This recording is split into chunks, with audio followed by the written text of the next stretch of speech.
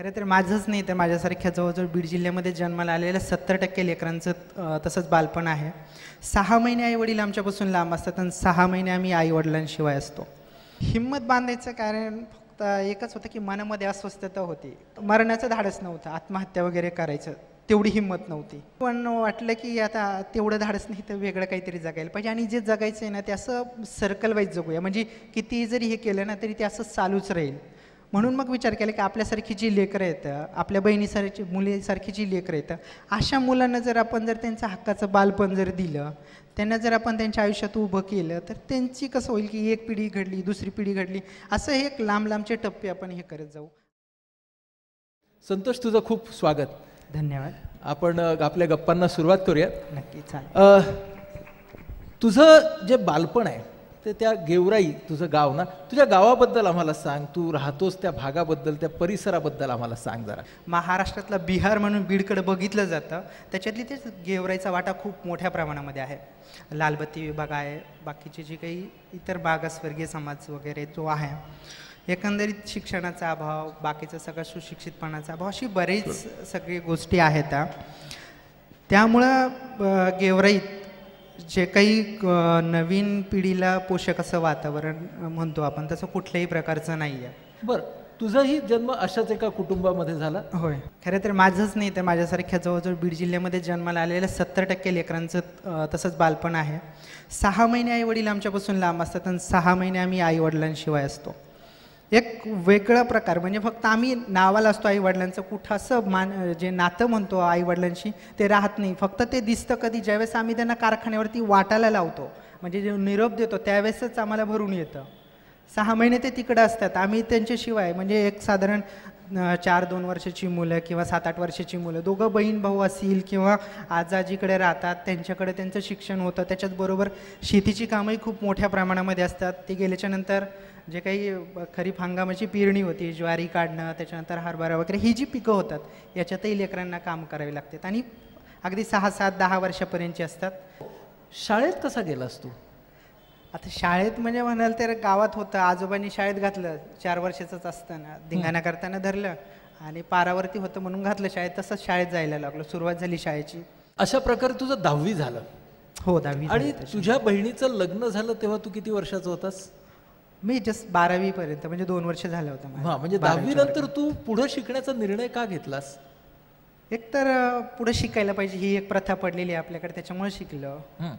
Science घेतलं होतं, 12वी पर्यंत चांगले मार्क्स वगैरे पडले 12वीला, आणि त्याच्यातून विचार होता की मला शिक्षक व्हायची खूप इच्छा होती माझ्या मनामध्ये. मी D.Edचा फॉर्मही आणला होता, पण घरची परिस्थिती खूप हालाकीची होती आणि त्यावेळेस जे काही आर्थिक हे चाललं होतं, गणित वगैरे, त्याच्यामुळं ते खूप अवघड वाटत होतं की शक्यच नाही जमणार आहे आपल्याला.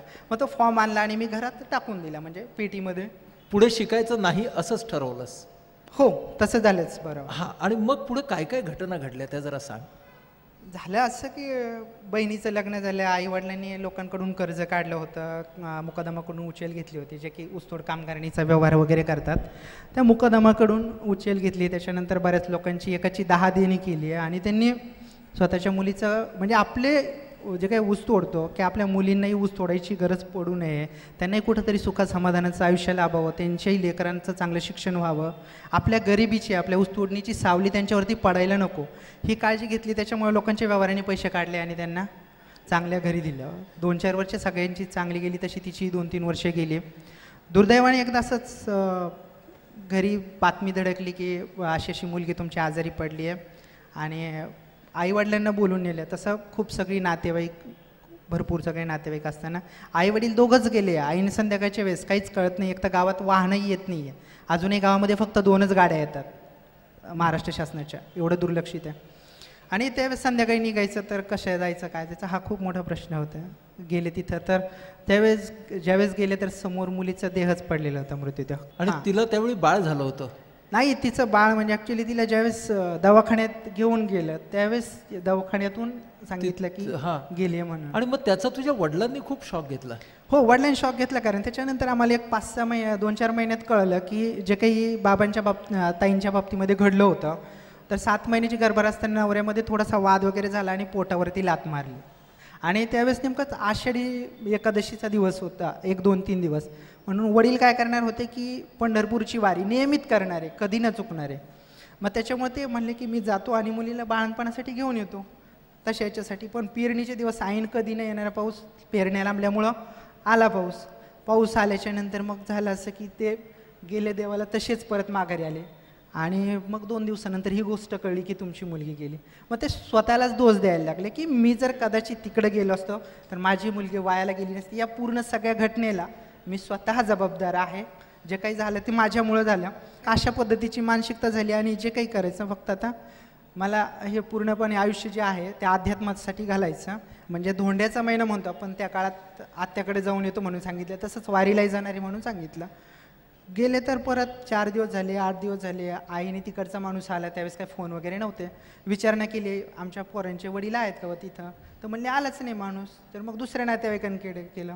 असं करता करता सगळे नातेवाईकांना विचारलं, म्हणले आलाच नाही.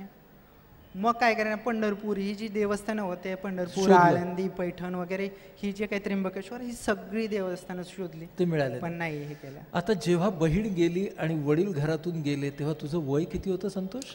माझं जे 12वीचं हे झाले होते, माझी एक्झाम झाली होती. 12वीचं वय होतं. 12वीचं संपली होती. तुझ्या मनाची अवस्था काय झाली असेल त्यावेळेला? की वडीलही घरातून बाहेर गेले, ताई अशा पद्धतीने गेली. मग आपल्याही जगण्याचा अर्थ काय? आपणही कदाचित ताईसारखे आहोत. चालता चालता काही सांगता येत नाही, कारण मी काही देवासोबत असं कॉन्ट्रॅक्ट करून आलेलो नाही की 100 वर्ष मला तुम्ही घेऊन जाणार नाही आहे किंवा मारणार नाही. तर माझंही क्षणी गेली. त्याच्यामुळं मी एक शॉर्टमध्ये विचार आला की मी समजा 70 वर्षाचा जगलो, 70 वर्षाचं जगल्याच्या नंतर माझं पाठीमागं काय राहणार? समजा बँक बॅलन्स ते काय, म्हणजे काय कामाचं काय राहील माझ्या त्याच्यात? थोडासा पैसा जर कमायचा विचार जर केला तर पोटापुरता किंवा आणखीन साठवण्यापुरता करूही शकतो, एवढं थोडंसं होतं याच्यामध्ये. पण नाही, म्हणलं आपल्याला जगायचं तर काहीतरी वेगळं जगायचं आणि कशा तरीसाठी जगायचं. ह्या सगळ्यामध्ये तू हिंमत बांधलीस कशी? हिंमत बांधायचं कारण फक्त एकच होतं की मनामध्ये अस्वस्थता होती. कारण एक तर म्हणजे खरं तर सांगायचं असं मरण्याचं धाडस नव्हतं, आत्महत्या वगैरे करायचं तेवढी हिंमत नव्हती. पण वाटलं की आता तेवढं धाडस नाही तर वेगळं काहीतरी जगायला पाहिजे. आणि जे जगायचं आहे ना ते असं सर्कल वाईज जगूया, म्हणजे किती जरी हे केलं ना तरी ते असं चालूच राहील. म्हणून मग विचार केला की आपल्यासारखी जी लेकरं येतं, आपल्या बहिणीसारखी मुलीसारखी जी लेकरं येतं, अशा मुलांना जर आपण जर त्यांचं हक्काचं बालपण जर दिलं, त्यांना जर आपण त्यांच्या आयुष्यात उभं केलं तर त्यांची कसं होईल की एक पिढी घडली, दुसरी पिढी घडली, असं हे एक लांब लांबचे टप्पे आपण हे करत जाऊ आणि तिथपर्यंत आपण जाऊन पोहोचू. म्हणजे ते कधीही बंद होणार नाही आहे. एक पिढी उभी करू, नंतर पुढची पुढं बघते. म्हणून एक साधं सरळ आलं, अस्वस्थता मनात होती, एक काम करायचं सुरुवात केली. आणि जास्त काही कळत नव्हतं, याचा खूप फायदा झाला. तू काय केलंस मग? एक तर ह्या कामासाठी पैसा वगैरे लागतो. मी आधी 1-2 मित्रांशी बोललो, त्यांनी तर एकदम तोंडावरती हातच ठेवला. संस्था स्थापन करायची अशा पद्धतीचं, ते तर काही अक्कलच नव्हती, फक्त अशा मुलांसाठी काम करायचे म्हणून सांगितलं. मग त्याच्यासाठी पैसे म्हणून मग औरंगाबादला गेलो. औरंगाबादला गेल्याच्या नंतर म्हणलं काहीतरी थोडंसं 4 पैसे गाठीचे असलं तर ताण कमी होईल ना. गेलो तिथं काम बघितलं, एका ठिकाणी कामही केलं. म्हणजे ते कामही खूप भयानक होतं. 4-5 महिने काम केले आणि खिशात काहीच नाही राहिले, 5,000 रुपये राहिले. आणि आयुष्यभरही माझं हे असंच होत राहील, मी कमवत राहील, परत खर्च होत राहतील, कमवत राहील. म्हणलं हे पैसे आणि अंगच्या कपड्यानिशी, घरी तर काहीच नव्हतं, कारण त्यावेळेस मी घरातून खरं तर बाहेर पडलो होतो. घरच्यांना खरं तर माझ्या आधाराची खूप गरज होती त्या काळामध्ये, आणि घरामध्ये सगळ्यात जास्त शिकलेला मीच. मग पहिल्यांदा तू काय केलंस? काय कामाला सुरुवात कशी केलीस? मी आधी तरी हे गोष्ट एका मित्राला, म्हणजे औरंगाबादला ज्या ठिकाणी काम करत होतो त्या ठिकाणी एका मित्राला सांगितलं की अशा पद्धतीचं मला काम करायचं आहे. आता त्यानं मला परत बघितलं की कसं शक्य आहे अशा पद्धतीचं हे करायचं. तर म्हणलं ठीक आहे. मी त्याला खूपच आग्रह केलेच. नंतर तो म्हणला की माझ्या सासरीची गेवरेच्या तिथं जमीन आहे, त्या ठिकाणी बघूया आपण जमलं तर हे करूया. मग गेलो तिथं, सोबत काय फक्त एक बॅग होती. तिथं गेलो, लगेच म्हणलं बसताना टाकलं, इथून काय हलायचं नाही आता म्हणलं. मग आता सुरुवात केली. म्हणलं आता जागा तरी मिळाली, मग काहीतरी करायला पाहिजे. खिशात 5,000 रुपये होते, 5,000तले खर्च अर्चे करता म्हणजे थोडेफार राहिले शिल्लक. आणि मग दुसऱ्या दिवशी लगेच दुकानं वगैरे शोधायला सुरुवात केली. म्हणलं सुरुवात करायची तर मग कमीत कमी डोक्यावरती छप्पर तर पाहिजे. लोकांकडे गेलो, त्यांना सांगितलं मला असा असा प्रकार, म्हणजे हे काम करायचं अनाथ मुलांसाठीचं, सांगता येत नव्हतं नेमकं मला काय करायचं, त्या लोकांना मांडता येत नव्हतं. ती लोकं होती. व्यवहारी जगतातली होती, त्याच्यामुळे त्यांना काय पाहिजे मला काय पाहिजे, मी फक्त भावनिक त्याच्या ह्याच्यामध्ये होतो आणि ते व्यावहारिक त्याच्या ह्याच्यामधून बघत होते. फक्त भावनिक, ते फक्त व्यावहारिक. हा, मग त्या ठिकाणी ती तडजोड करायला खूप मला महाग पडलं. 4-8 दिवस फिरलो तरी कोणी भावच देईना केला. तर म्हणलं आता वेगळ्या काही अर्थानं जर करायचं बघितलं तर ठीक आहे. मग थोडंसं म्हणलं खोटं बोलून बघूया लोकांना. मग मी थोडंसं ताजं खोटं बोललं तर बरं पडेल असं विचार केला आणि म्हणलं एका दुकानात गेलो आणि दुकानात तिथं पत्रे वगैरे त्याच्यासाठी विचारले की अशा पद्धतीचे मला पत्रे पाहिजेत. चालेल ना म्हणलं, मी अशा कामासाठी करणार आहे आणि मला पाहिजे त्याच्यासाठी आणि मी तुमच्या महिनाभरामध्ये पैसे देईल. त्याच्यासाठी एक माणूस मध्यस्थी घातला. 8 दिवस ओळख झालीच होती इकडची तिकडची, त्याला मध्ये घातलं. मग तसे करून मी एक 75 पत्रे घेतले, वरचे 15 आणि साईडनं 60 पत्रे. तशा पद्धतीचे ते आले. मग ते लाकडं बल्ल्या बघायच्या, त्याच्यासाठी लागणारे बांबू, त्याच्यासाठी परत दुसऱ्या एक जणाला बघितलं. म्हणजे असं सगळं काय केलं. थोडेफार पैसे अगदी 500, 700, 1000 रुपये देऊन मी जो काही पत्रे, त्याच्यानंतर बल्ली, ह्याची गोष्टी लागतात पत्र्याचा शेड उभारायला, सगळ्यांना अगदी ताजं खोटं बोलून, म्हणजे महिनाभराने देतो किंवा तुमचं 15 दिवसांनी देतो, हे अगदी खोटं बोललो. आणि त्यांनी एवढे पटापट तयार झाले की एका दिवसात लगे रिक्षा रस्त्यावरती लागला, त्याच्यात मटेरियल भरलं, नेऊन टाकलं. नंतर म्हणलं बघूया काय. आणि मुलं कशी मिळाली? एकदा हे पत्र्याचं शेड उभं केलं, त्याला जवळजवळ मला मी आणि माझ्यासोबत एक माणूस इथला काम करायला होता, मी स्वतःच ते सगळे खड्डे खोदून वगैरे ते 3 पत्रे म्हणजे 15 पत्र्याचं शेड उभं केलं. 3 खोल्या काढल्या त्याच्या, व्यवस्थितरित्या केलं. 1 महिन्याचा मुलांचा किराणा भरून ठेवला. आता 1 महिन्याचं काही टेन्शन नव्हतं, कारण तशा पद्धतीचं काही नव्हतं राहिलं. आणि मग सुरुवात केली. म्हणलं आता कामापुरतं झालंय, पोरं बघायला काही हरकत नाही आहे. आणि मग तांड्यावरती, वस्त्यावरती, गावावरती फिरायला सुरुवात केली. तांड्यावरती, वस्त्यावरती, गावांवरती फिरायला सुरुवात केली. अनाथ मुलं कोण आहेत? त्याच्यात लोकांना गेलं सांगायला तर मग परत तसाच प्रश्न निर्माण झाला. खेडेगावाची लोक पण ते पण लगेच घराची कळा कसं अंगण सांगतो तसं बुडापासून वरती बघितलं की लगेच कळायचं की हे काय देणार आहे म्हणून. असा प्रश्न व्हायचा की त्या अर्थानं काही व्हॅल्यूच मिळत नव्हतं. जे काही बोलत होतो त्यांना सांगत होतो की अशा पद्धतीने मला काम करायचं, तुमच्या गावामध्ये असतील आई नसलेली, वडील नसलेली, कारण हे बिलकुल नव्हतं नॉलेज की त्यांना काय पाहिजे, आपल्याला काय पाहिजे. सरळ दुप्पट मी अशा पोरांना सांभाळायचं मला आणि ते तुमच्या गावात असतील तर मला द्या. तशा पद्धतीने गेलो, गावात सांगितलं, सरपंच, शाळेचे मुख्याध्यापक वगैरे ही जी लोकं होती या सगळ्या लोकांना मी सांगितलं, पण कुणी विचारायलाच तयार नाही आहे. मग परत थोडंसं खोटं बोलायला सुरुवात केली. मग म्हणलं तुमची 8 दिवसात जर लेकरं बदलली नाही तर मग तुम्ही घेऊन या, काय फरक पडत नाही आहे असे हेतून. मग मी तशी पक्की थोडीशी आश्वासनं दिली तर मुलं मला मिळाली. म्हणजे कारण काय होतं की सांगायला काही आयडेंटिटीच नव्हती माझ्याकडं. तिथं पत्र्याचं शेड, त्याला लाईट नाही आहे, पाणी नाही आहे, रात्रीचं गेवराईपासून ते 2-3 किलोमीटर अंतरावरती, पाऊस काळचे दिवस, कुठल्याच पद्धतीनं काहीच नव्हतं. अगदी सगळ्या बाजूने असं कोरडं म्हणता येईल तसं होतं. मग उभारलीस ती किती साली? 2004 साली उभारली. 2004 साली 9 वर्षापूर्वी तू स्वतः पत्र्याची शेड उभारलीस. हो. आणि तिथपासून आज आता तुझ्याकडे 44 मुलं आहेत. आणि किती मुलं किती मुली? आता 12 मुली आहेत आपल्याकडे. आणि सगळ्यात धाकटा मुलगा किती वर्षात? सगळ्यात धाकटा 4 वर्षाचा आहे. आणि सगळ्यात मोठा? सगळ्यात मोठा आता फर्स्ट इयरला येतो आणि एक आता 10वीला आहे. बरं, ह्या सगळ्यांची सगळी जबाबदारी तू उचलतोस त्या 44 जणांची? होय, सगळ्यांची जबाबदारी उचलावी लागते. कुटुंब प्रमुख म्हणून म्हणा किंवा जे काही आपण जबाबदारी घेतली अंगावरती तर ती इतरांवरती ढकलून चालणार नाही आहे. तसं कधीच केलं नाही आहे. त्याच्यामुळेच तर आतापर्यंत म्हणजे इथपर्यंत येता आलं मला. आता कायमचा निवारा झालाय का तुमचा? नाही आहे, आता ही किरायाच्याच घरामध्ये राहतोय मी. म्हणजे त्या शेड पासून आता तुम्ही घरापर्यंत आला? घरापर्यंत आलो. एवढं एका ठिकाणी किरायाचं घर बघितलं, मग त्याचे त्या किरायाच्या घरामध्ये बसताना मांडलं तर त्याचे पैसेही द्यायला नसायचे महिन्याचे. ते बिचारा डॉक्टर होता, तो यायचा बसायचा, वैतगून खूप सगळं बोलायचं आणि निघून जायचा. आता पर्यायच नव्हता. त्याच्यामुळे त्याचे जे काही हे सगळं करत असताना ना, मी जर तुला असं विचारलं की तू हे का करत राहिलास, सोडून का नाही दिलास? खरं सांगू का, मला म्हणजे माझ्या स्वतःच्या जगण्याबद्दल एवढंही मी उत्साहाने, मला माझं आयुष्य कोणाच्या तरी उपयोगाला पडलं ना तर ते मला खूप चांगलं वाटतं. तसं कमवायचं म्हणलं तर खूप काही कमवता येतं. आपण एखादी पायरी सोडली किंवा एखादी वाट बदलली ना तर वेगळ्या मार्गाने म्हणा, कुठल्याही मार्गाने म्हणा, तुम्ही कमवू शकता, काहीच अडचण नाही आहे. पण जर तुम्ही तुमच्या वाटेला जे आयुष्य आलेले ना ते म्हणजे परत कधी येणार नाही आहे. पण तेच जर आले आणि ते त्याची माती होण्याच्या आधी जरी इतरांच्या कामाला येत असेल तर काय फरक पडतो? मदतीचे हात कसे मिळत गेले?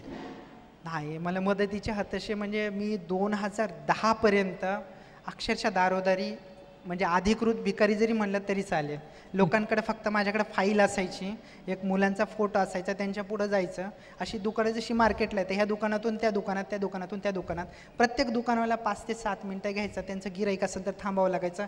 प्रत्येक दुकानदारासमोर, प्रत्येक ऑफिसमध्ये जाऊन, प्रत्येक शाळेमध्ये जाऊन, प्रत्येक सरांसमोर जाऊन तिथं आपला सगळा पंचनामा मांडावा लागायचा. त्याच्यात कुणाला पटलं तर ठीक आहे, नाही तर ते पुढं हे करायचं. मग त्याच्यात खूप सगळे अपमानही झाल्या, बऱ्याच गोष्टी पचवाव्याही लागल्या, खूप सगळं अनुभवायलाही मिळालं त्या अर्थानं.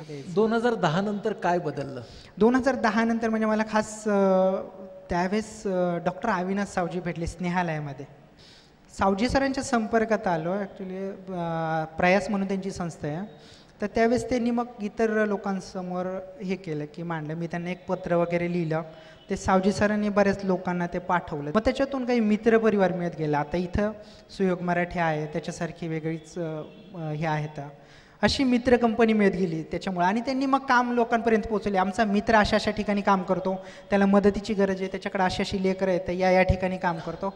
ही मित्र परिवाराने मला म्हणजे मित्र तुला मिळाले, त्याच्यातूनही हे सगळं आता त्याला हातभार लागतोय त्या पद्धतीनं कामाला. ह्या सगळ्याला म्हणजे तुला आता पहिल्यापेक्षा अडचणी थोड्या कमी आहेत असं आपण तसं म्हणता येईल, थोड्या कमी आहेत. आपण नेहमीच म्हणतो की मला दुःख मिळू नये किंवा ही होऊ नये, म्हणजे दुःखापासून नेहमी आपण लांब जाण्याचा प्रयत्न करतो, त्याच्यासाठी जास्त पैसे कमवतो किंवा देवाकडे जातो, नवस वगैरे करतो. पण जेवढं दुःख आपल्या जवळ असेल ना, तेवढं आपण स्वतः एक चिंतन करतो, मनन करतो की मी कुठं आहे, मला काय करायला पाहिजे याची. आणि तुम्हाला सारखी जर दुःख जर हे होत असेल ना, तर खरं तुम्हाला जीवनाचा अर्थ कळतो. म्हणजे माझं वैयक्तिक सांगतो की मला जेवढं काही दुःख असेल ना, तेवढं बरं वाटतं की मी जाग्यावरती राहील, मला काहीतरी वेगळं अनुभवायला मिळेल.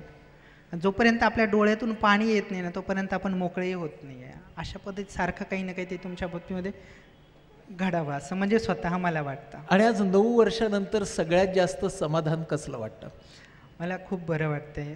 म्हणजे ज्या पद्धतीने हे होतंय, माझं काम जास्तीत जास्त लेकरांपर्यंत जातं आहे. खऱ्या अर्थानं मला ते एक बरं वाटतंय की मुलांना पहिलं मी ज्यावेळेस आणलं द्यायला माझ्याकडे काहीच नव्हतं, मला एवढं अपराधीपणच वाटायचं.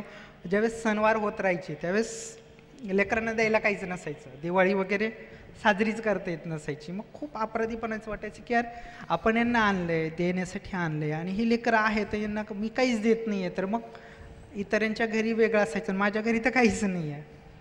मग ते एक अपराधीपणाचं वाटायचं ना. त्याच्या काही पद्धतीने काम पुढं केलं, 4 हात सोबतीला आले वेगळ्या पद्धतीने. आता कुणाला जर सांगितलं तर मला हे नाही आहे, तर तशी देणारी लोक काही सोबतीला आली तर बरं वाटतंय की ठीक आहे आपण प्रयत्न करत राहू, अडीअडचणीला आपल्या पाठीमागं कुणीतरी आहे. मग ही जी गोष्ट आहे तीच खूप दिलासा देऊन जाते की आपल्या पाठीमागं कुणीतरी आहे, चला आपलं चलत राहू. ह्या गोष्टी होत. पुढचं स्वप्न काय आहे तुझं? स्वप्न असं म्हणता येईल की मला जास्तीत जास्त लेकरांपर्यंत जायचं आहे, जास्तीत जास्त लेकरांना त्यांचं हरवलेलं बालपण द्यायचं आहे, त्यांच्यासाठी एक हक्काचं घर म्हणतो की ते तसं उभं राहायचं आहे, जेणेकरून ते कुठेही जरी गेले. जशी मुलगी सासरी असते आणि माहेरी आल्यानंतर 4 दिवस सुखाचं राहावं असं वाटतं की मग तिच्या अपेक्षा इच्छा पूर्ण होतात, त्या पद्धतीने आलं तर त्याला त्या आपलं माहेरी आल्यासारखं वाटलं पाहिजे. असं एक हक्काचं घर उभं राहायचं आहे आणि जास्तीत जास्त लेकरांना आपल्याला चांगलं आयुष्य द्यायचं आहे. जास्तीत जास्त लेकरांना आपल्याला चांगलं आयुष्य द्यायचं आहे. मला वाटतं हे तुझं जे ध्येय आहे ते ध्येय तू ज्या परिस्थितीतून पाहिलंस, ते स्वप्न, आणि एक एक दिवस वर्षासारखा असताना 9-10 वर्ष तू ह्याच्यामध्ये तग धरून आहेस. बळ असतं तेव्हा त्या बळाचा उपयोग करत, बळ नसतं तेव्हा बळ आणून असा तू ह्या सगळ्या प्रवासामध्ये झगडतोयस. आणि मला वैशिष्ट्य ह्याचं नेहमी असं वाटतं की ह्याच्याकडे ना कुठलं ट्रेनिंग होतं, ना कुठले रिसोर्सेस होते, ना कुठलं सपोर्ट स्ट्रक्चर होतं. अक्षरशः तो स्वतः त्याने कमावलेले 5,000 रुपये आणि तो म्हणाला तसं खोटं बोलून आणलेली ते लाकूड आणि ते पत्रे, ह्याच्यावरती त्यानं स्वतःच्या बाहेरच्या या प्रवासाला सुरुवात केली. खूप धैर्य लागतं मला वाटतं, आणि नकार पचवायला तर खूपच मोठं धैर्य लागतं. ते लोकांनी शिकवलं. म्हणजे आता जर अपमान जर झाला नाही ना, तर म्हणजे मी प्रीतीला कधी कधी बोलतो की मला आता हे व्हायला जातं की लोक मला आता मगाशी जी गिरीश कुबेर सर म्हणत होते की तुसडेपणाने, मला जोपर्यंत अशी तुसडेपणाने लोक टोचून बोलणारी, रागवणारी, अपमान करणारी लोक भेटत नाहीत ना, तर कधी कधी वाटतं की आपण कुठंतरी थांबतोय. अशी अपमान करणारी लोक, अशी टोचून बोलणारी लोक, जे नावं ठेवतात ती लोक आपल्या सोबतीला पाहिजे का. म्हणजे नेहमीच त्यांची सोबत, जशी मला इकडच्या मित्रांची सोबत राहिली तशीच त्या लोकांची खूप सोबत राहिली. गेल्या वर्षी 2012चा जूनचा महिना उजडला आणि मी चंद्रपूरला गेलो होतो बाबांच्या छावणीसाठी. तिकडून जसं चालव घरी गेलो आणि घरमालकानं सांगितलं एका दिवसात घर खाली करायचं, संध्याकाळपर्यंत इथं राहिलं नाही पाहिजे. एवढी 40 लेकरं, त्यांच्यानंतर ते संध्याकाळी हलवायचं होतं आणि कुठल्याही प्रकारचं तिथलचं असं घर नव्हतं की जेणेकरून हे होत नव्हतं. आणि कधी नाही ते त्यावेळेस पाऊस संध्याकाळी आला, म्हणजे तशा याच्यामध्ये. आणि ते एका दिवसात आम्हाला घर हलवावं लागलं. म्हणजे आईचं दूध काय असतं ते आठवलं. त्या दिवशी आम्ही सगळी रात्र जी होती तर ती देवीच्या मंदिरात घातली लेकरांसोबत.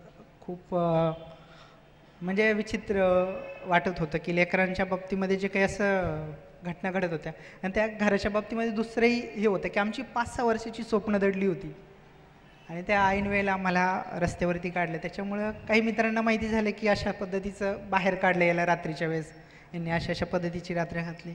मग त्यांनी दोघांनी एकत्र येऊन त्याच्यासाठी जागा घेऊन दिली आहे.